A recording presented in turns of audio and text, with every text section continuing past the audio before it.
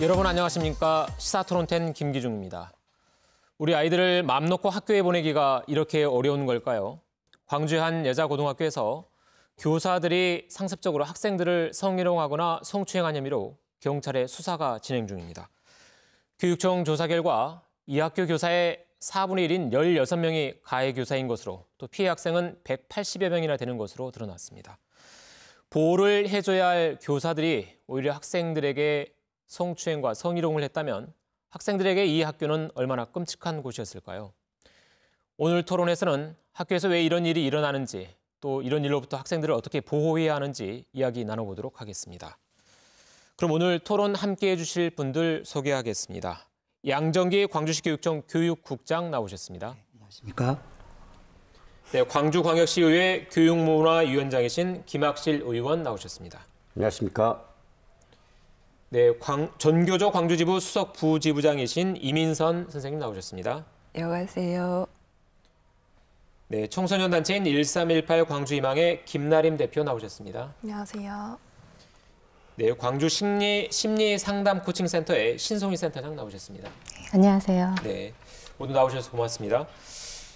광주의 한 요고에서 남자 교사들이 여학생들을 성추행하거나 성희롱했다는 뉴스가 전국을 떠들썩하게 하고 있습니다. 교육청이 자체 조사를 했는데요. 영장님, 조사 결과 어떻게 나왔나요? 네, 최초 인지는 이제 학생들이 고충을 여선생님들에게 호소를 했고 이 여선생님들이 교감생님에게 알리고 또 학부모 제보가 바로 이어졌다고 합니다. 그래서 교감생님이 학교장에게 보고를 하고 학교장은 교육청과 협의를 해서 자체 전수조사를 하고 그 결과에 따라 교육청에 보고를 하고 수사 신고도 하였습니다. 그리고 네. 교육청에서 1대1 대면 조사를 모두 한 다음에 16명의 교사에 대해서 분리조치 요구를 네. 하고 수사 의뢰를 한 사건입니다. 네, 분리조치하고 수사 의뢰를 했군요.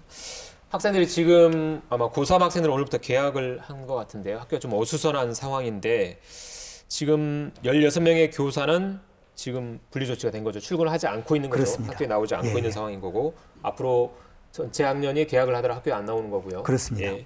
그럼 이 교사들, 16명의 교사들은 그 혐의에 대해서 어느 정도 인정을 하고 있는 건가요? 현재는 피해 학생 조사가 이루어지고 있는 단계고 이 피해 학생들 조사가 어느 정도 마무리된 다음에 이 분리된 교사들에 대한 수사가 이어질 것입니다. 그래서 현재 가해 사실 인정 여부 등은 수사 결과를 지켜봐야 되겠습니다. 그럼 교육청에서 자체 조사할 때 학생들만 조사를 하고 가해 교사에 대해서는 조사를 안 했나요? 예, 아직 안 했습니다. 했습니까? 예. 예. 그러면 내일 지금 이 사립학교의 재단 이사회에서 위원회를 열어서 직위회제 여부를 결정한다고 하던데 내일 이건 어떻게 되는 겁니까? 내일 저희들이 이제 분리조치 요구를 했기 때문에 법인에서 내일 첫 이사회를 열면서 네. 직위 해제를 할 것으로 봅니다. 네, 알겠습니다. 그리고 이번 사건과 관련해서 이 해당 학교의 학부모가 시의회에 제보를 했다고 합니다. 어떤 제보가 들어왔나요, 김학실 의원님? 네. 먼저 이 광주 교육을 감시하고 견제하는 자리에 있는 교육문화위원장으로서 이번 사건의 피해자인 학생들과 그리고 학부모님들에게 위로와 미안한 마음을 전하고 싶습니다. 그러니까 10월 28일 한 열흘 됐네요. 네. 토요일이었습니다. 오후인데 저희 그 시의회 교육문화위원이신 이경우 의원에게 전화가 걸려왔습니다. 심각한 학교 성희롱 사건이 발생했다는 충격적인 내용이었는데요. 이경우 의원님의 보고를 받고 저는 교육문화위원들에게 사실 파악을 부탁을 했습니다. 다음 날 그러니까 7월 29일 일요일에 피해 학생 어머니에게 전화를 걸어서 사실관계를 확인했습니다. 네. 저는 사태의 심각성을 깨닫고 7월 30일 월요일 오전에 긴급회의를 소집했는데요. 당시에 그 교육청 관계자들을 불러서 사실관계를 파악하고 강력하게 대처하자는 의견들이 쏟아졌습니다. 네. 그래서 사실관계를 파악했는데 정말 있어서도 안 되고 또 있을 수도 없는 일들이 광주의 한 여고에서 일어났음을 알았습니다. 네, 이렇게 해서 추계 대처를 하셨고요. 네. 가장 학생들은 물론이고 또 학부모들의 심정도 무너질 것 같은데요. 이 피해 학생과 학부모의 입장을 한번 들어봐야 될 것 같은데 학생과 학부모의 보호를 위해서 인터뷰 내용은 음성 대역으로 준비했습니다. 일단 화면으로 보시겠습니다. 선생님들이 상습적으로 아이들한테 성추행 내지는 성희롱을 하신 분들이 계신 걸로 알아요. 그분들이 여러 분 있는 걸로 알고 있어요. 그 선생님 오면 일부러 피한대요, 애들이. 만지려고 하면 하지 말라고 큰 소리도 치고 그런다더라고요. 그런데도 그 선생님은 계속 하고 있거든요. 네, 하지 말라고 큰 소리를 쳐도 계속했다. 이 좀 믿기 어려운 일인데요. 교사로서 어떻게 이해가 되시나요? 이민 선생님, 종교조에서는 이거 어떻게 보고 계시나요? 처음에 이 뉴스를 접했을 때 아직도 이런 학교가 있다는 게 믿어지지 않았습니다. 어떻게 학교에서 이런 일이 일어났는지 원인을 두 가지 정도로 생각해 보았습니다. 사건이 일어난 학교가 소위 입시 명문 학교거든요. 첫 번째로 이 학교에서 입시 위주의 학교 운영을 하다 보니까 학생들의 자치활동이나 생활 교육은 뒤로 하고 공부만을 강요하다 보니까 따라서 강압적인 지도를 하고 폭력이 일상화되어 있고, 그다음에 다수의 학부모랑 학생들은 혹시나 입시에 불이익을 받지 않을까 해서 묵인해오지 않았나 하는 생각이 듭니다. 그다음에 또 하나는 이 학교가 비리재단이 운영하는 사립학교라는 점입니다. 인사이동 없이 퇴직할 때까지 교사들이 같은 학교에서 근무하다 보니 동료들의 잘못을 지적하는 데 어려움이 있었을 것이라고 생각합니다. 그리고 지금 전임 이사장이 교비 횡령으로 복역 중인 걸로 알고 있거든요. 이 학교에서 3년 전에 이러한 비슷한 의혹이 제기되었을 때도 가벼운 징계로 끝냈다고 합니다. 그렇기 때문에 오히려 더 이번 건을 드러내기가 어려웠으리라고 생각됩니다. 네, 이런 여러 가지 배경들이 있었던 거군요. 그러면 김나림 대표님, 학생들과 함께 지금 그 청소년 단체를 운영하고 있는데 혹시 이 사건을 바라보는 일반 학생들, 다른 학생들의 시선은 어떻습니까? 네, 굉장히 충격적이라고 얘기를 많이 들었고요. 네, 네, 근데 이제 학생들 말을 들어보면 오래전부터 굉장히 있었던 일들이고, 뭐 다른 학생들도 한 번쯤은 겪어봤고, 네, 보고 듣고 겪어봤던 일들이라고 들었습니다. 뭐 예를 들면 뭐 팔 안쪽살을 뭐 쓰다듬는다든지, 네, 뭐 성희롱적인 발언들을 듣는다든지 이런 일들이 다분히 발생하는 것 같습니다. 네, 네. 그런 일들이 학생들에게 많이 있었던 거군요. 신성희 교수님, 그 학교 안에서 이런 일들이 일어났다는 게 다른 또 어른들의 일과는 또 다른 얘기잖아요. 이 학생들의 얘기인데 스쿨미트 사건을 우리가 더 심각하게 받아들여야 하는 이유가 있는 건가요? 그렇죠. 굉장히 심각한 범죄입니다. 학생들을 보호해야 될 교사가 가해자가 된 사건이고요. 특히 성 정체성을 지금 발달하고 있는 청소년기에 지금 대상들이 지금 그 범죄의 대상이 되어졌다라는 의미에서는 굉장히 큰 범죄입니다.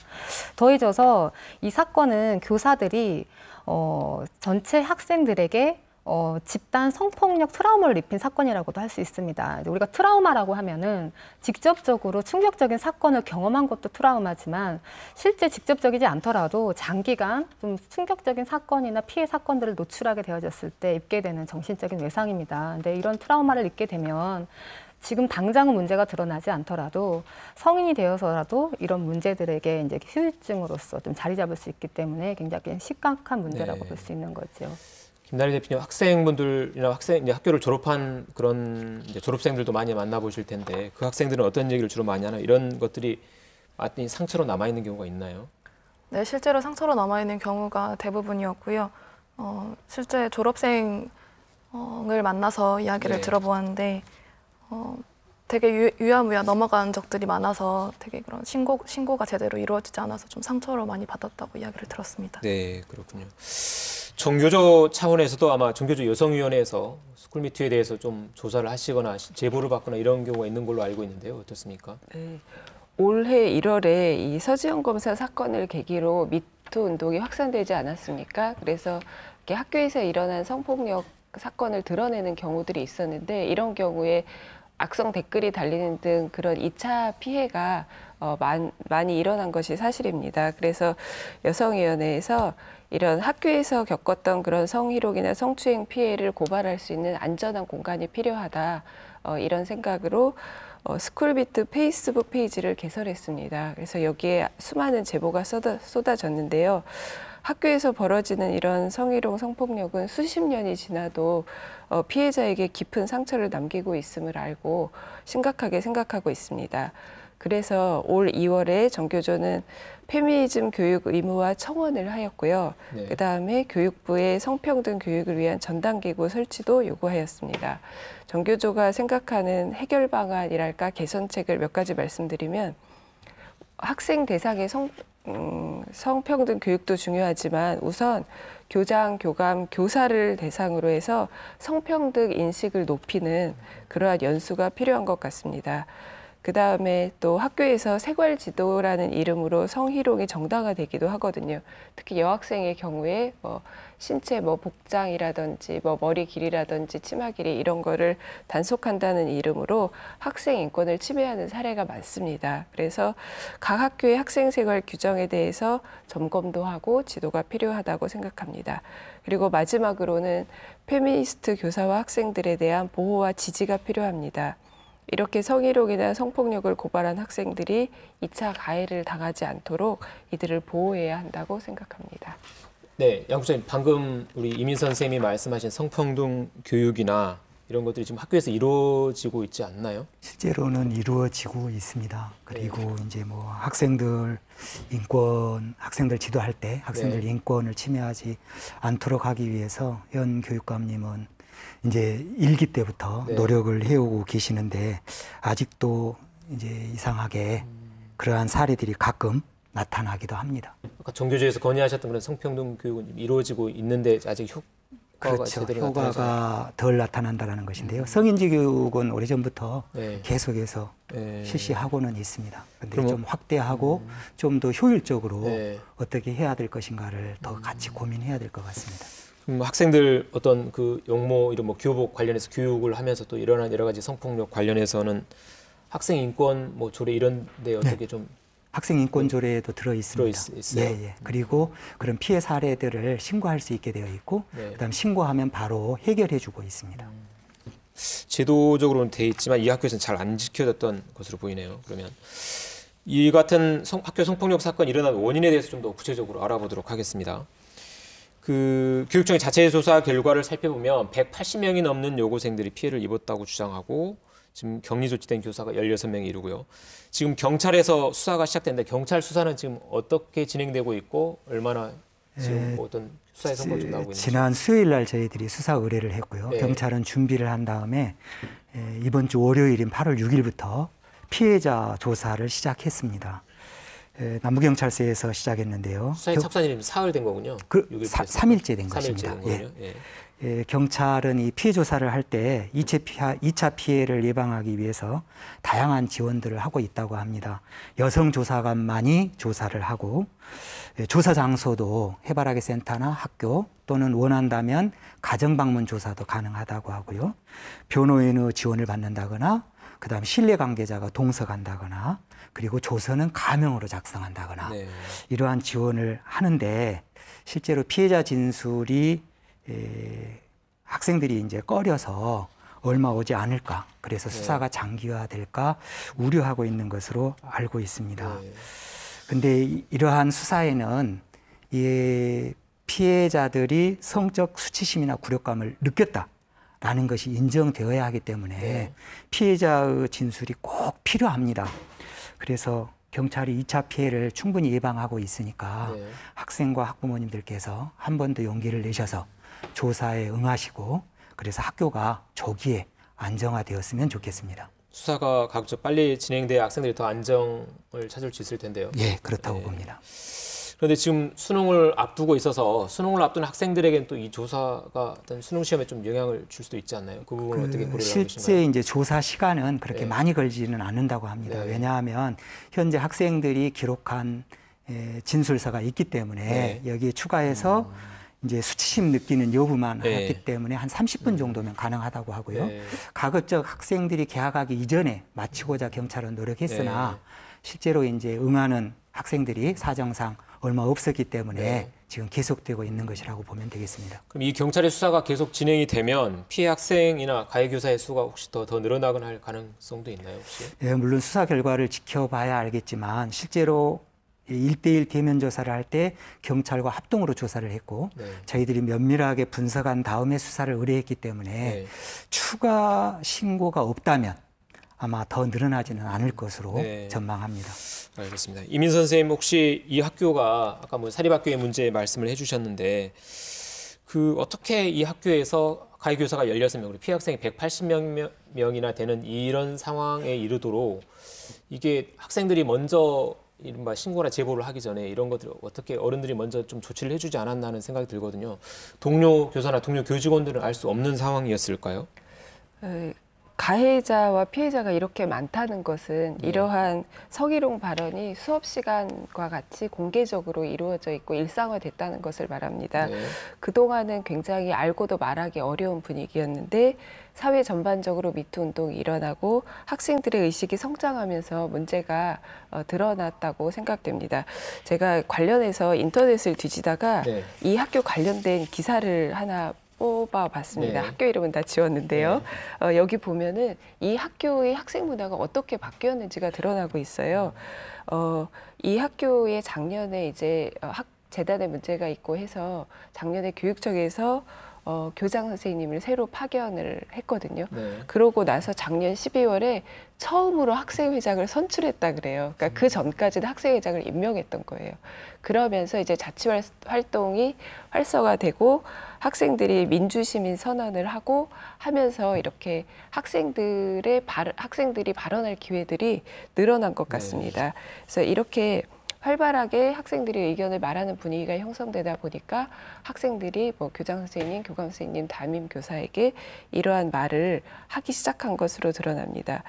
그래 만약에 학생들의 의식이 높다면 이런 일이 일어나기가 어려웠겠죠. 그래서 이 학교 사건을 보면서 정말 민주시민 교육의 중요성을 다시 한번 생각하는 계기가 되었습니다. 요즘 초등학교도 뭐 반장이나 학생회장을 다 선거로 뽑는 마당에 이 학교는 학생회장을 학교에서 임명했다니 이건 좀 믿기 어려운 일이긴 한데 어찌됐든 교육청에서 교장을 파견한 이후에 학교의 어떤 좀 민주적인 분위기로 바뀌기 시작한 거군요. 네, 기사에 따르면 네. 그런 분위기가 감지되고 있습니다. 알겠습니다. 그 교육청에서 이러저러한 여러 가지 성폭력 사건들을 보고받는 경우도 있을 텐데 어떤 방식으로든 이렇게 문제 제기가 될 경우에 혹시 성폭력 사건이 발생했을 때 매뉴얼이 있습니까? 어떤 식으로 진행이 됩니까? 이러한 사태가 이제 계속 이제 드러났기 때문에 작년에 네. 여성가족부에서 학교에서 이제 성희롱 성폭력 사건을 어떻게 처리할 것인가 하는 네. 표준 매뉴얼을 개발해서 보급을 하기도 했습니다. 교육부가 아니라 여성가족부에서 예, 여가부에서 학교에 개발했습니다. 내려준 건가요? 그렇습니다. 네. 예. 그래서 이 매뉴얼에 보면은 학생들이 직접 문제 제기를 하지 않으면 어떻게 이거를 좀 미리 학생들을 보호해 줄 수 있는 방법에 대해서는 어떻게 나와 있나요? 실제로 학생들의 신고가 있지 않는 한은 네. 이것을 인지하기가 쉽지 않습니다. 근데 이제 만약에 학교 교원이 이러한 사실을 인지하게 되면 반드시 신고하게 된 의무가 있고 교원에게는 신고 의무가 있는 건가요? 그렇습니다. 법에 정해져 있습니다. 신고하지 않았을 때는 과태료뿐만 아니라 네. 고의로 은폐했을 때는 파면 이상의 징계를 네. 받게 되어 있습니다. 그러니까 만약에 알게 된다면 모두가 신고를 당연히 할 것으로 아는데 이렇게 오랫동안 만약에 있었다면 이러한 것들이 알려지지 않았던 것에 대해서 저희들도 상당히 곤혹스럽게 생각하고 있습니다. 만약에 그럼 이 학교에서 동료 교사들이 이 같은 사실을 알고도 신고하지 않았다면 징계 사유가 되겠네요. 당연히 됩니다. 그 부분에 대한 조사도 좀 필요할 것 같은데요. 예, 필요하다면 조사 한번 하겠습니다. 전체 교사의 4분의 1이 이런 가해 교사인 마당에 동료 교사들이 몰랐다는 게 참 이해가 되지 근데 않는데요. 이제 조사는 뭔가 이제 근거가 있어야 조사를 시작하는데 네. 만약에 그런 내용을 안다면 저희들에게 신고해 주신다면 네. 바로 조사를 하고 엄정 조치를 하겠습니다. 네, 알겠습니다.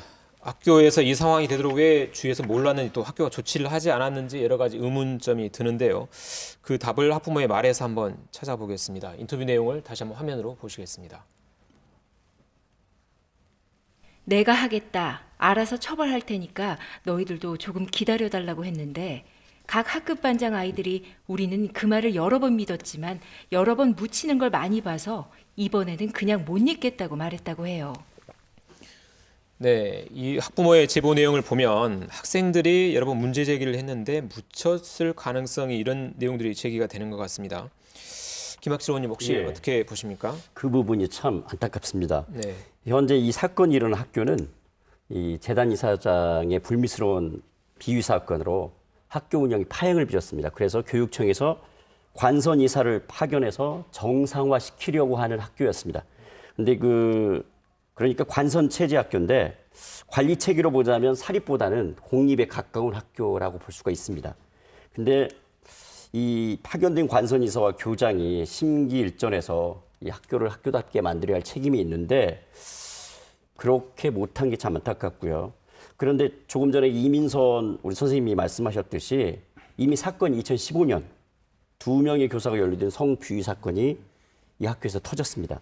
그때 이 교장과 관리 감독 책임이 있는 교육청이 어떤 조치를 취하지 못했습니다. 왜냐하면 교육청의 보고조차 되지가 않았으니까요.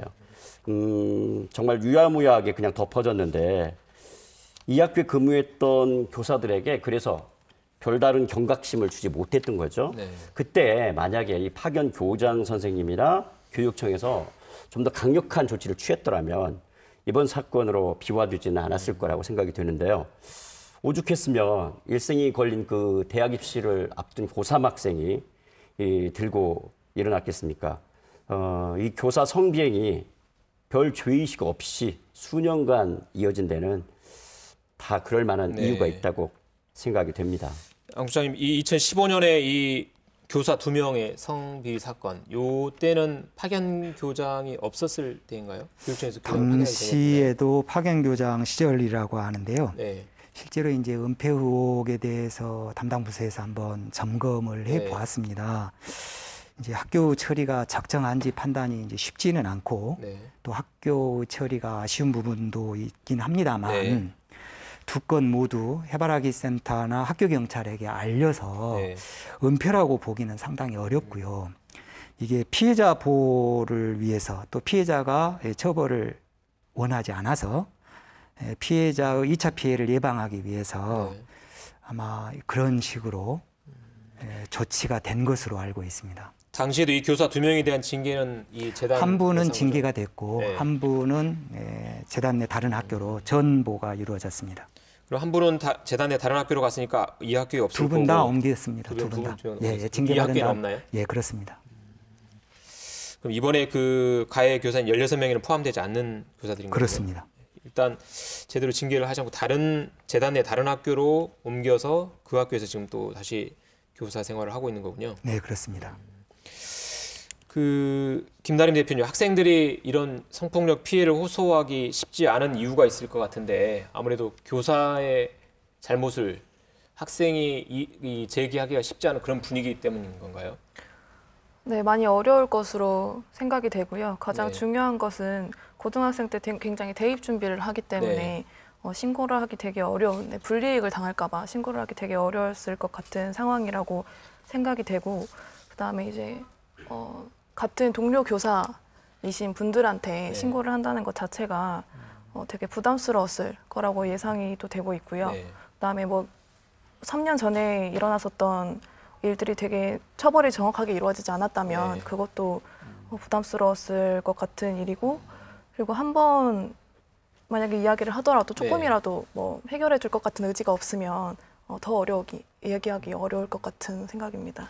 그러니까 사립학교가 이런 분위기라면 재단 이사회, 교장, 또 그 교사, 행정실까지 다 한 통속이라고 학생들이 생각할 거 아니에요. 네. 그렇기 때문에 학교 안에서는 이런 걸 어디다 말하기가 정말 쉽지 않은 분위기일 것 같아요.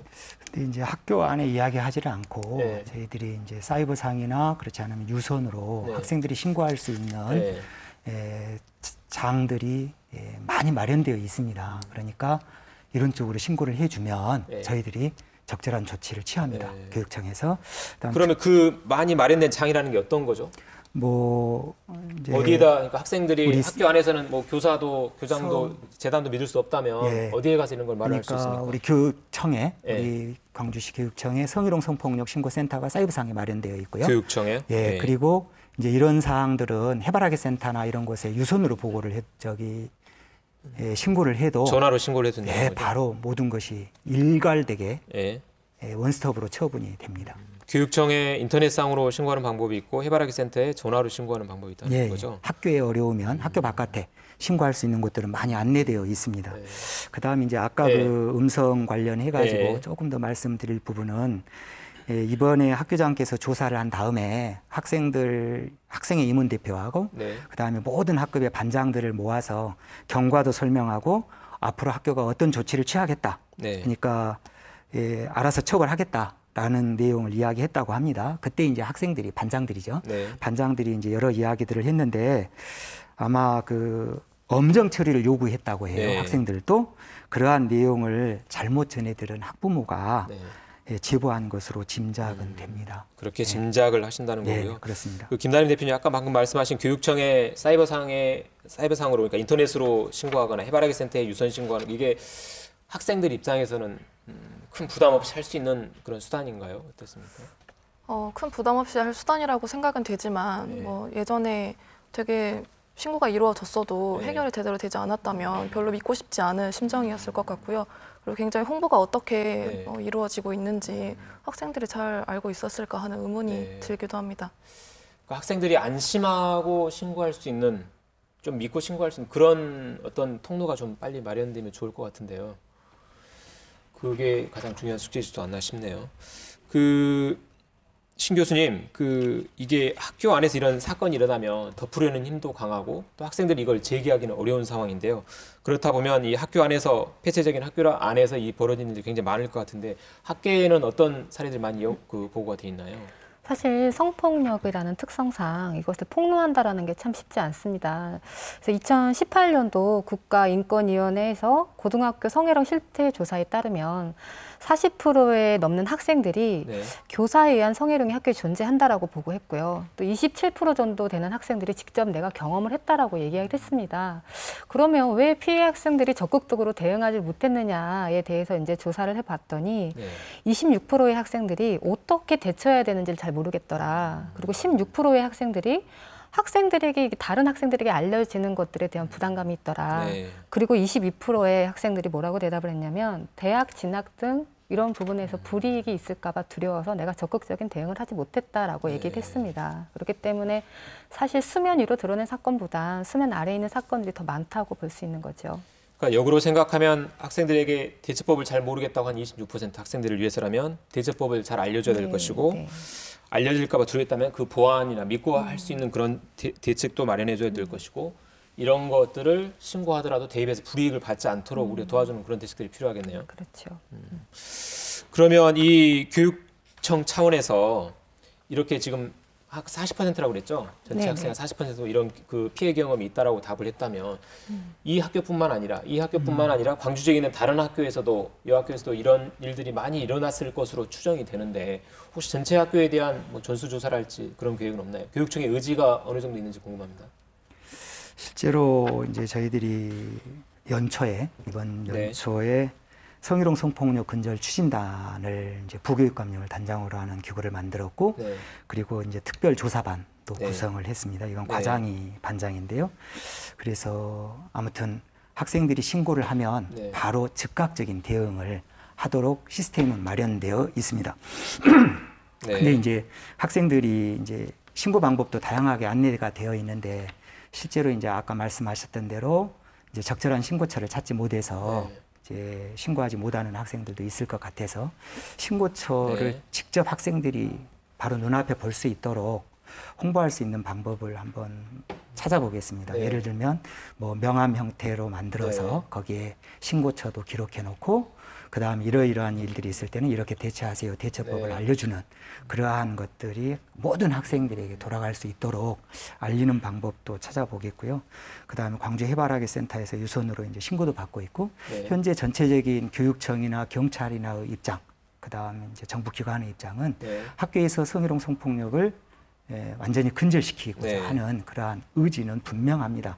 그러니까 학생들이 이러한 내용을 믿고 이런 의지를 믿고 신고해 주신다면 학생들이 전혀 드러나지 않게 즉 2차 피해가 없게 네. 처리를 해드리겠습니다.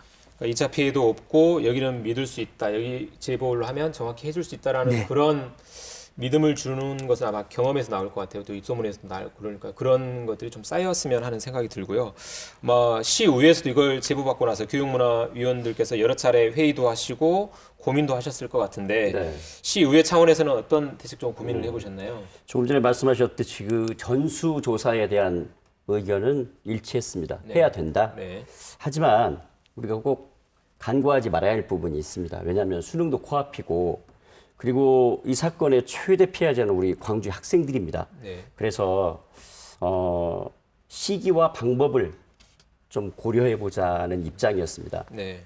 현재 그 매년 학교별로 정기적인 뭐 성폭력 피해 조사를 하고 있다고는 하지만 네. 문제는 교사들이나 이 교육청에서 직접 조사를 할 경우에 형식적인 조사가 될 수 있다는 얘기입니다. 그리고 문제 발생을 꺼려서 학생들이 대답을 안 할 염려도 있고요. 따라서 제3의 기관이나 이 민간 전문가가 포함된 조사단이 조사를 한 후에 네. 통보하는 것도 참 좋은 방법이지 않나 네. 그런 생각이 됩니다. 그런 걸 고민해 보니까 전수조사에 대해서는 동의하시지만 시기와 방법에 그렇습니다. 대해서는 여러 가지 논의가 좀 필요하다라는 네. 의견들을 모으셨던 것 같고요. 신 교수님, 혹시 학생들 입장에서는 이렇게 대처하는 방법을 찾기가 쉽지 않은데 혹시 민간 상담센터에도 찾아오는 경우가 있는지 궁금합니다. 학교 미투 사건의 피해자들이 외부의 상담센터를 찾는 경우는 많지는 않습니다. 네.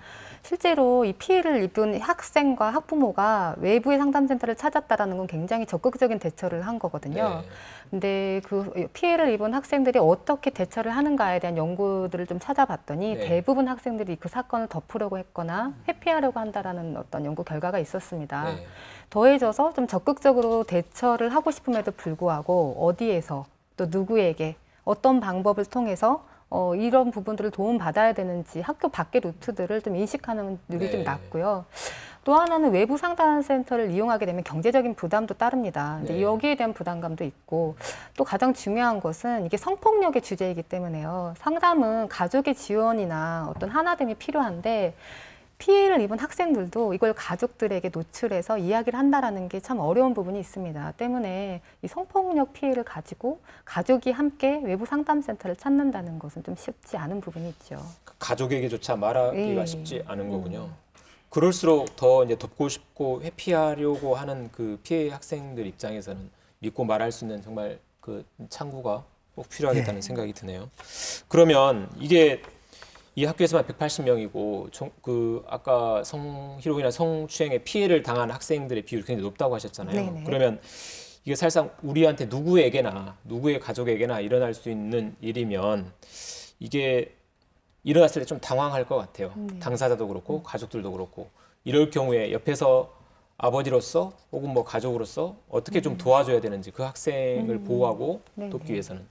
우선은 학생들도 굉장히 당황스럽겠지만 학부모 입장에서도 굉장히 분노하고 충격적인 사건입니다. 근데 네. 가장 먼저는 지금 굉장히 흥분되고 화난 이 마음들을 학생들에게 조금 흥분된 마음으로 표출하게 되면 아이들 입장에서는 굉장히 불안한 상황이기 때문에 더 불안해질 수밖에 없습니다. 그래서 때문에 가정에서는 가장 먼저 피해 상황이 어느 정도인지를 파악을 하고 그리고 학생들이 가정에서만큼은 솔직하게 이런 부분들을 토로할 수 있는 장을 만들어줘야 합니다. 그런데 사실 장을 만들어준다고 해도 학생들이 이 이야기를 하는 게 쉽지 않습니다. 그래서 대부분의 이제 부모님들이 무슨 일이 있었냐, 너는 어땠냐 이런 식으로 정복해기 질문식을 많이 하게 되는데 그거보다는 참 말하기 어렵다라는 것을 먼저 이해해야 하고 그럼에도 불구하고 도움을 요청할 수 있는 곳은 가정이라는 사실을 인지시킬 필요가 있습니다. 그 부분이 굉장히 중요한 부분이라고 할 수 있겠죠. 어쨌든 자꾸 캐묻기보다는 네네. 그 가족 안에서 좀 의지할 수 있도록 그런 길을 열어주는 게 중요하다는 그런 말씀이신 거네요. 네. 그리고 뭔가 이렇게 어른들의 기준에 맞춰서 이건 작은 일이다. 그리고 지금 공부가 중요하니까 이건 나중에 해결하자. 이런 식으로 조금 한몫시키고 침묵시키기보다는 네. 작은 어떤 힘듦이나 변화가 보여졌을 때 좀 전문가의 도움을 받도록 적극적으로 대처하는 건 필요합니다. 네, 알겠습니다. 이 같은 스쿨 미투 사건이 학교의 어떤 폐쇄성 때문에 일어나는 경우도 있지만 교사의 영향력이 절대적이기 때문에 거기에 이의제기를 하기가 쉽지 않아서 이런 경우도 있는데요. 이 내용은 이 피해 학생의 학부모 인터뷰에서도 짐작할 수 있었습니다. 이번에도 화면으로 봐보시겠습니다. 전교생 설문조사를 했는데 거기서 공통된 이름이 여러 명 나왔나 봐요. 그래서 문제가 너무 커지고 하니까 너희들 가만 안 둘 거다. 너희들 이러면 우리가 생활기록부를 잘 써주겠냐. 이런 식으로 협박을 했대요. 이 사건이 발생한 이후에 가해 교사들이 반성하기는커녕 생활기록부를 잘 써오겠냐 이런 식으로 협박을 했다는 내용입니다. 이 제보에 대해서 어떻게 혹시 시위에서 논의가 됐습니까? 글쎄요. 이 학생들에게 생활기록부라는 것은 그야말로 대학을 가는 생명줄입니다. 특히 수시를 보는 학생들에게 그런데 이걸로 협박을 하면서 성희롱을 계속했다는 사실에 정말 기가 막히고 또 분노가 치밀어 올랐습니다. 그런데 사실입니다, 이게. 생활기록부로 협박한 교사는 2학년 담임 선생님이었다고 합니다. 근데 그 생기부를 잘 써주느냐 안 써주느냐에 따라서 가는 대학이 달라지기도 하는데 이런 학생들의 가장 큰 아킬레스건인 생기부를 이용해서 협박했다. 그럼 교사이기 이전에 네. 범죄자라고 생각했습니다. 하여튼 뭐 만지지 마세요. 노터치. 여러 번 얘기를 했는데 계속되는 성희롱에 이 어린 학생들이 어떻게 대처했을까? 아마도 방법이 없었을 겁니다. 그래서 그렇게 계속 얘기했는데도 그 선생님은 계속하니까 학생들 사이에서는 그 선생님의 백이 어느 정도나 정말 대단하다. 이런 얘기까지 나왔다고 합니다. 그 재단 뭐 이사장의 친인척인 거냐 어떤 아니 뭐 어떤 그렇겠죠. 백이 있는 거냐 이런 네. 이야기까지 학생들한테 나온 거군요. 그렇다면 이런 협박을 하면 학생들 입장에서 그냥 움츠러들 수밖에 없을 텐데 혹시 이와 관련된 학생들이 좀 얘기가 있었나요? 이런 비슷한 얘기가? 김단희 대표님. 가장 학생들에게 중요한 생기부를 협박한 거는 굉장히 되게 움츠러들었을 만한 사실이라고 생각이 들고요.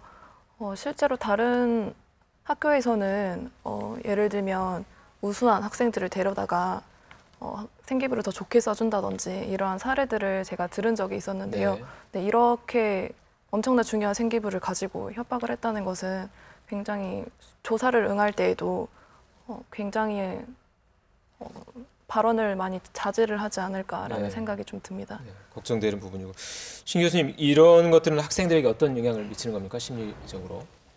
굉장히 우선은 위축될 수밖에 없는 것은 당연한 것입니다. 학생들에게 지금 대학 입시는 굉장히 중요한 거고 그 과정에서 내가 긴장되고 불안해 있는 상황인데 생기부를 가지고 협박한다. 네. 아마 이 발언을 하고 싶어도 할 수 없는 어떤 마음들이 있었을 것이고요. 이것은 지금 부산 여고에서도 미투 사건에서도 보여지듯이 학생들이 용기를 내서 보고했음에도 불구하고 또한 이 가해 교사가 경찰관에게 다시 협박을 하고 이제 신고를 한다라고 협박을 함으로써 대 2차 이제 심리 피해가 이제 우려되는 상황입니다. 그래서 이게 참 어쩔 수 없는 지금의 상황이 현실이고요. 참 안타까운 상황이라고 할 수 있죠. 그렇다면 이 시점에 정말 궁금해지는 게 이 가해 교사들은 과연 이렇게까지 한 가해 교사들은 어떤 처벌을 받는 건지 정말 궁금합니다. 양국장님. 이분들은 이제 아동복지법 네. 제17조 2호하고 청소년 성보호법이 있습니다. 네. 여기 제7조 3항에 위배가 되어서 네. 이제 물론 조사 후 기소가 되고 네. 법원에서 형량이 결정되겠습니다마는 네. 징역형과 벌금형을 받을 수 있습니다. 신 교수님 혹시 이 미투 사건들과 관련해서 이런 경우에 어떤 처벌을 받는 어떤 학계 보고 사례가 있으면 좀 소개해 주시죠. 네, 우선은 미국이나 영국 같은 선진국들은 이런 상황이 생겼을 때 굉장히 강력한 잣대를 제공합니다. 네. 미국 같은 경우도 2013년도 LA 그 교육 당국에서는 이렇게 성범죄, 성희롱과 관련된 어떤 교사들에게 대해서 300명을 일괄 해고했던 사건이 있습니다. 더해져서 영국이나 지금 독일에서도 이렇게 교사들이 성범죄에 노출되었을 때는 다시는 교육계에 지나갈 수 없도록 제한하는 것이 있죠. 그런데 사실 우리나라 같은 경우는 2010년도 이후에 미성년자들에게 성범죄를 저질렀던 어떤 교사들에게 징계했던 대상들이 한 260명 정도 됐었는데요. 네. 그 대상들에게 징계했던 내용을 봤더니 견책이나 감봉이나 굉장히 네. 가벼운 경징계였습니다. 네. 그러니까 참 그 학교 미투 사건에 대한 처벌이 강력하게 내려지지 않은 거죠. 그래서 제 네. 생각에는 네. 이 학생들이 신고를 해도 네. 예를 들면 수사에 들어가도 그 교사는 가벼운 징계 받고 다시 교단에 서는 경우가 있거든요. 네. 사실 그래서 좀 강력한 그 처벌이 필요하다. 그리고 그 이전에 이 교사들의 기본 소양이나 또 인격의 문제라고도 생각이 듭니다. 예, 그래서 이번에도 가해 선생님들이 16명이나 되지 않습니까? 그러니까 조금이나마 양심이 있다면 수사기관 처벌 기다리지 말고 이 어린 학생들에게 그동안의 모든 잘못에 대해서 용서 빌고 또 정식으로 사죄부터 해야 된다고 생각합니다. 아직 사과를 하거나 뭐 그런 예, 것은 아직 없었죠? 현재 사죄를 네. 하거나 할 수가 없었습니다. 왜냐하면 네. 바로 분리 조치를 당했기 네. 때문에 그런 기회는 이제 실질적으로 주어지지는 않았을 거라고 보고요. 네. 이제 아무튼 아까 우리 생기부 작성 협박이라든지 네. 이런 것도 나왔습니다만 이제 이게 행정벌이 있고 그다음에 법원에서 받는 네. 이 형벌이 있지 않겠습니까? 네. 이제 아까 말씀드린 대로 징역형이나 뭐 벌금형 그 위에 이제 행정벌도 있는데 만약에 이렇게 협박을 했다고 만약에 한다면 이건 위계 위력에 의한 네. 행위이기 때문에 고의가 바로 입증이 네. 되거든요. 네. 그럼 고의가 입증되면 바로 배제 징계입니다. 파면이나 해임 등. 그리고 실제로 이제 교육청에서는 이러한 경우 행정벌을 강하게 주도록 이제 중징계 이상을 하도록 이제 계속해서 요구하고 있고 실제로 중징계를 받고 있습니다. 저희가 자료 조사를 통해서 2015년부터 17년까지 그러니까 광주 지역의 교사가 성비로 징계된 사례들을 보니까 15명이 있었는데요. 사립 10명, 국립 5명, 사립이 2배 정도 많았고요. 학생 성희롱이나 성추행을 한 경우가 9명, 그리고 학부모에 대한 성폭력이 1명이 있었습니다. 이 중에 15명 중에 8명은 해임이 됐고 7명은 정직이나 견책 등을 받아서 복직을 했습니다. 그러니까 절반 정도가 복직을 한 경우고 이 경우가 아마 아까 2015년 사례 두 명의 교사 얘기했잖아요. 이런 경우처럼 복직을 한 경우가 절반 정도 있었습니다. 그래서 이런 사건이 일어날 때마다 다들 궁금해하고 걱정하는 게 이게 만약 경찰 조사에서 증거 부족 등으로 무혐의가 내려지면 이 16명의 교사들이 또 다시 학교로 돌아오는 거 아니냐 이거 굉장히 걱정하는 것 같은데요. 거기에 대해서는 교육청에서 어떻게 보십니까? 이제 법원의 결정을 기다려봐야 되겠습니다만은 네. 일부 학생 학부모도 이제 무혐의 교사가 학교로 돌아오는 것에 대해서 네. 상당한 우려를 하고 있습니다. 근데 이제 수사 결과 법원의 결정뿐만 아니라 이제 저희들은 감사를 통해서 이분들에게 징계 요구를 법인에 하고 네. 법인은 보통 이런 경우 대부분 현재 중징계를 하고 있습니다. 실제로 아까 말씀하셨던 네. 15건 중에 네. 사학법인에서 징계를 한 경우 학생들 네. 성희롱, 성추행과 관련한 징계는 정직이 4건, 해임이 3건이 네. 있었습니다. 학생들 입장에서 보면 김나린 대표님, 학생들 입장에서 보면 교사들의 후속 조치 아무래도 더 신경 쓰일 수밖에 없겠죠. 학생들 입장에서는. 네, 굉장히 신경 쓰일 걸로 생각이 되고요. 다시 만약에 학교로 돌아오게 된다면 얼마나 많은 큰 상처를 안고 있을까라는 생각도 들고 특히나 졸업생 만약에 졸업을 하고 나서 다시 교단에 들어서게 된다는 이야기를 듣게 되면 굉장히 학교에 대한 배신감과 분노가 들지 않을까라는 생각이 듭니다. 앞으로 이런 성폭력 사건이 일어났을 경우에 대비해서라도 이런 경우에 처벌을 제대로 하는 것이 굉장히 중요할 것 같다는 징계를 제대로 하는 게 중요할 것 같다는 생각이 드네요. 예, 교육청에서는 엄정 조치를 하고요. 그다음에 이제 이게 그 법원에서 형도 그렇고 네. 그다음에 우리들이 징계하는 것도 그렇지만 실제로는 이러한 사항들이 잘 전달이 되어야 합니다. 아까도 부탁드렸습니다마는 적극적으로 피해자들이 수사에 응하기를 바라고요. 네. 그다음에 또 관련되는 내용이 있다면 저희들에게 제보를 해주기 부탁드리겠습니다. 그리고 지난주 이 시간에 시험지 유출 관련해서 이제 그 교사들 징계 관련해서 그때도 이 얘기가 나왔는데요. 사립학교 교원은 그 사학재단에서 징계를 하잖아요. 그래서 교육청에서 아무리 징계 요구를 하더라도 사학재단에서 징계를 약하게 해도 어떻게 통제할 방법이 없는 거 아닌가요? 이제 저희들이 감사를 해서 징계 요구를 하고 징계 요구에 따라서 이제 정확하게 징계를 해주면 좋은데 네. 그보다 약한 벌을 줘버리는 경우들이 있긴 합니다. 이제 그런 경우 이제 저희들이 재징계를 요구하기도 하지만 네. 이게 결국은 법인 이사장에게 주어진 권한이기 때문에 네. 저희들은 권유만 할 수 있을 뿐이고 그걸 지키지 않았을 때 이제 네. 또 다른 적절한 조치는 좀 어려운 형편입니다. 네. 근데 그 예. 이번 여고 성희롱 사건은 조금은 다릅니다. 왜냐하면 네. 관선 이사가 파견됐고 네. 네. 파견 교장이 있었기 때문에 네. 그건 얘기가 조금 다른 것 같습니다. 관선 이사가 지금 파견돼 있기 때문에 네. 그렇습니다. 이사가 교육청과 예, 아까 긴밀하게 말씀하셨던 대로 관계를, 거의 준공립형이기 때문에 네. 거의 그래서 그대로 이루어질 참 참 걸로 봅니다. 안타까운 게 조금 전에 말씀드렸지만 3년 전에 일어났던 사건을 그 파견 교장이나 관선 이사들이 미성년자에 대한 성비위 사건이라는 중대 사안으로 인식하고 만약에 수사기관에 신고를 하고 강력한 처벌이 이루어졌다면 네. 그 동료 교사들에게는 경각심이 네. 있었겠죠. 네. 그렇다면 이번 같은 사건이 과연 일어났을까 하는 안타까움이 들기도 합니다. 맞습니다. 그 앞으로 사학에 대한 그 견제, 사학에 대한 이런 일들이 이제 일어나지 않도록 사학의 비리에 대해서 예방할 수 있도록 그 시의회에서도 많은 활동들을 해주시고 좀 관심을 가져주셨으면 하는 거고요. 네. 그 마지막 우리가 이제 이 토론을 하는 데 있어서 제일 또 중요한 것 중에 하나가 학생들이 다치지 않고 학생들에게 상처가 남지 않도록 하는 게 굉장히 중요하잖아요. 이 학생들 앞으로 이제 물론 심리 상담사가 투입돼서 조사를 하긴 했지만 더 어떤 좀 더 관심을 기울여야 되는지 말씀해 주시죠, 신 교수님. 우선은 참 학교 안에 상담사가 배치가 되고 교육청 산하에 상담센터가 많이 있지만 학생들의 입장을 좀 더 생각해 보셔야 합니다. 학생들의 입장에서는 이미 학교와 학교 운영 그리고 이제 학교 교권에 대한 어떤 배신감을 맛봤기 때문에 네. 실제 학교 내에 있는 상담센터를 찾아가서 자신의 고민을 얘기하고 거기서 정말 내가 가해 교사를 신고를 한다라는 게 사실 여부를 떠나서 굉장히 불이익이 올까에 대한 두려움이 있을 것입니다. 때문에 정말 이 학생들을 생각한다면 학교 안 말고 학교 밖과도 연결을 해서 지역사회와 연결해서 감시 체계가 조금 더 활성화되어져야 되는 거죠. 그래서 정말 고민을 토로하고 상담을 받았던 것들이 법적인 힘을 갖게 할 수 있는 거 이거 굉장히 중요한 부분이라고 생각합니다. 그 이 사건 이후에 학생들이 교장과 만나서 면담 자리에서 학생들이 이런 말을 했다고 합니다. 우리를 지켜주세요, 교장 선생님. 그러니까 교장 선생님이 꼭 지켜줬으면 하는 아이들의 간절한 바람을 말한 것으로 보이고요. 우리 여기 나오신 분들도 마찬가지고 모두가 학생들이 이런 일을 당하지 않도록 모두가 다 감시자가 돼야 하지 않을까 하는 생각이 듭니다. 이제 토론이 약 한 4분에서 5분 정도 남은 것 같은데요. 오늘 토론에서 하지 못한 말씀들이 있으시면 마지막으로 한 번씩 발언을 하시고 토론을 마무리하는 정도로 하겠습니다. 발언 시간이 약 한 1분 정도로 해주시면 적절할 것 같고요.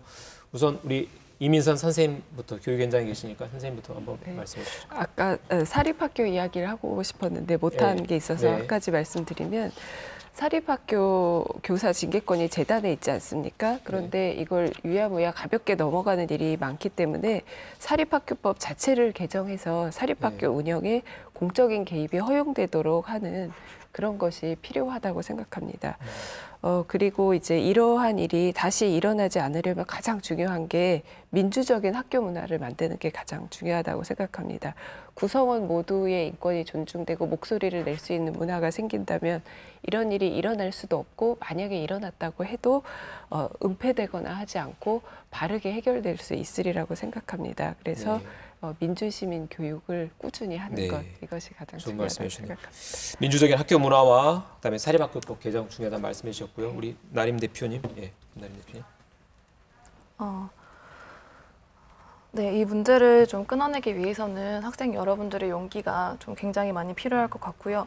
네, 굉장히 이야기를 좀 들었을 때는 피해 학생들의 신고가 가장 중요하다라는 이야기들이 좀 많이 나왔는데 되게 움츠러들었을 학생들에게 신고를 많이 받는 것도 중요하지만 가해 선생님이나 아니면 동료 교사 선생님들한테도 이런 어떤 문제가 있었는지 좀 자백을 받아야 한다든지 이런 조치가 좀 더 취해져야 되지 않나라는 생각이 좀 들고 학생들의 용기도 굉장히 중요할 것 같고요. 신 교수님. 네, 성폭력은 부끄러운 일이 아닙니다. 네. 그리고 정말 간과해서는 안 되는 범죄 사건입니다. 때문에 가해자들에 대한 처벌 이전에 우리 학부모님들이 같이 목소리를 내주셔야 됩니다.